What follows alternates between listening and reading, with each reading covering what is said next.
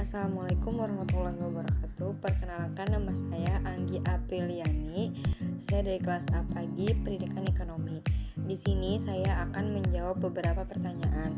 Pertanyaan yang pertama, jelaskan apa itu pendidikan dan apa itu ilmu pendidikan. Yang pertama, pendidikan adalah pembelajaran pengetahuan, keterampilan, dan kebiasaan sekelompok orang yang diturunkan dari satu generasi ke generasi berikutnya melalui pengajaran, pelatihan, atau penelitian.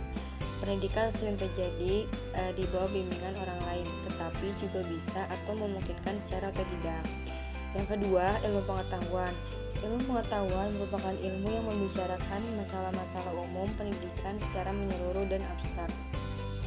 Ia juga merupakan pemikiran ilmiah yang kritis, metodis, dan sistematis tentang pendidikan.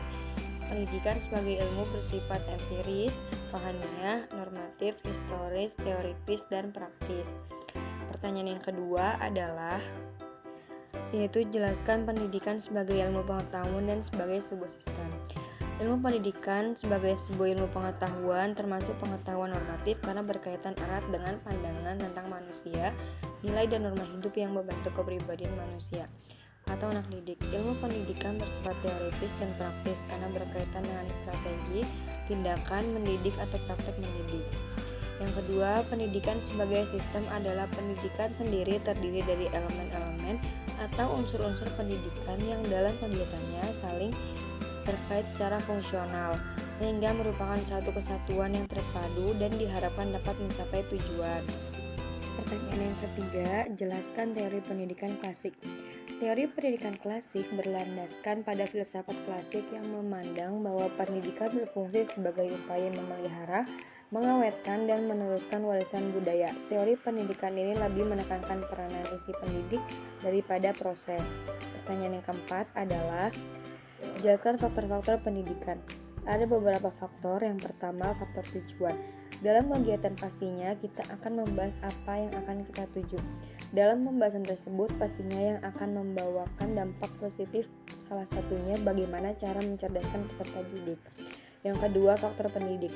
Dalam faktor pendidikan dibagi menjadi dua kategori, yaitu pendidikan menurut kodrat.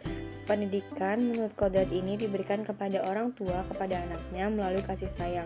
Sedangkan menurut jabatan, guru diberikan tanggung jawab oleh orang tua murid untuk mengajarkan sikap-sikap baik sebagai kelanjutan orang tua di rumah. Yang kedua, faktor lingkungan. Lingkungan merupakan faktor kedua untuk peserta didik setelah keluarga, di mana lingkungan juga berpengaruh, bahkan sangat berpengaruh untuk pertumbuhan peserta didik. Yang terakhir, faktor materi merupakan sebuah faktor berupa materi yang akan disampaikan oleh pendidik atau oleh guru atau mereka yang berkesinambungan dalam bidang pendidikan kepada peserta didik. Materi yang akan disampaikan merupakan materi yang baru atau yang lagi banyak atau yang sedang dibicarakan.